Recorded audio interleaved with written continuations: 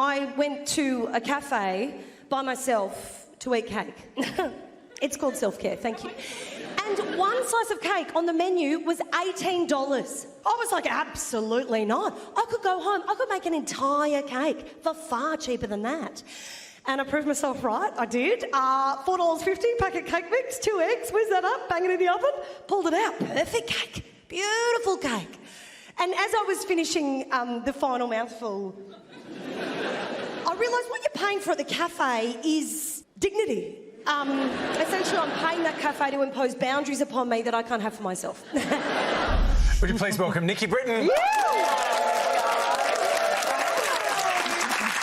to see you. Good to be here. How's the boundary setting going? Terribly. Terribly. I mean, at the best of times, my boundaries are about as robust as a brown paper bag full of hot soup. It's a silly season, so they're even worse. Yes, well, it is. I wish I had the discipline and the body confidence of a white man on a road bicycle. Now's not the time of year to be dreaming about it. A bit targeted, isn't it?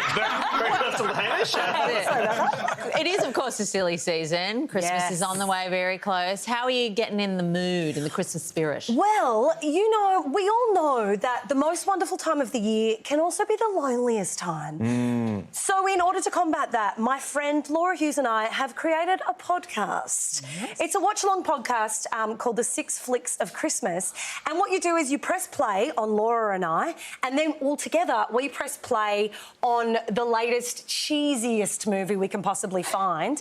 And then if you're at home watching the movie on your own, you don't have to feel alone because we're in your ear making cracks about the silly, cheesy stuff that's going on. Wow, like real-time Gogglebox. It's real-time Gogglebox. So, on that note, though, I read a piece over the weekend saying that Santa is not really the actual face of Christmas, it's Hugh Grant. Because there's just so many movies you watch at Christmas, like Love Actually, obviously. Yes. And Bridget Jones reruns. Now there's Wonka as well. Oh, Basically, like everywhere you look, it's Hugh Grant. Yeah. Are you more Santa or Grant? Hugh Grant? I mean, I do love, at the beginning of Love Actually, love really is all around. Like, how do you go past you? Well, I was going to ask what your favourite Christmas movie... Like, you're obviously an expert. What's the best one? What's the ultimate Christmas movie? I mean, I go for maximum cheese, mostly. Anything that's new, anything that's, like... Well, I guess I'm going home for the holidays. Beautiful stuff. Love it. But the classic is probably Love Actually. How do you go past Dame Emma Thompson when Alan Rickman does her over? Oh, it's the most exquisite acting you'll ever see. Do you still cry? You bitch, I cry. I cry leading up to it. I cry when he buys the necklace. Yeah. I know what's coming. Joni Mitchell. Like that? Such a Joni disappointing Mitchell. gift. Yeah. I know. Your obsession with Christmas movies does suggest you're trying to run away from a Christmas reality. What is Christmas like at the Britton household? Oh, the Britton household... well, it's spicy. It can get a little bit spicy, as your mum's many quite a families character. do. How is she, My mum is a character. She's... Do you want... Do you want to hear something that happened at Christmas? OK, strap in, guys. So one Christmas, I was about 17 or 18, and Christmas morning...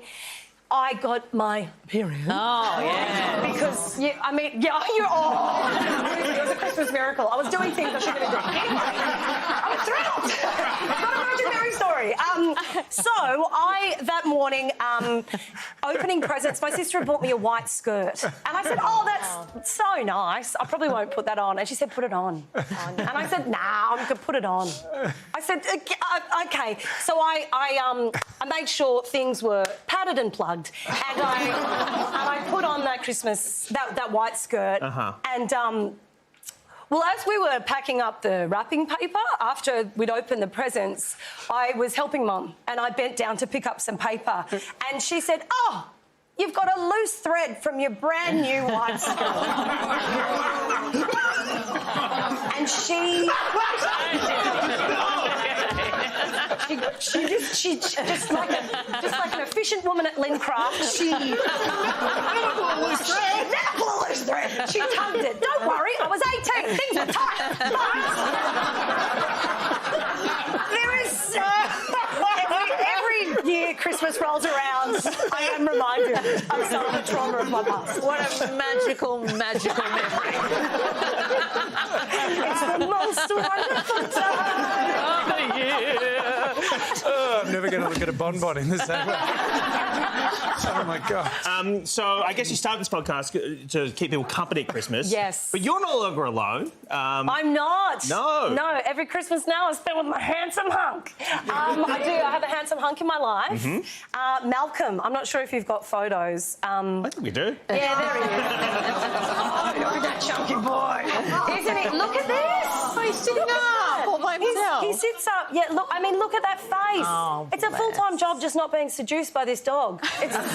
He's exquisite. And on that, he was a rescue. And this time of year, the pounds are so full. If anybody's thinking about getting a puppy, oh, my goodness, it's so great to adopt. He's the sweetest little dream. That is true.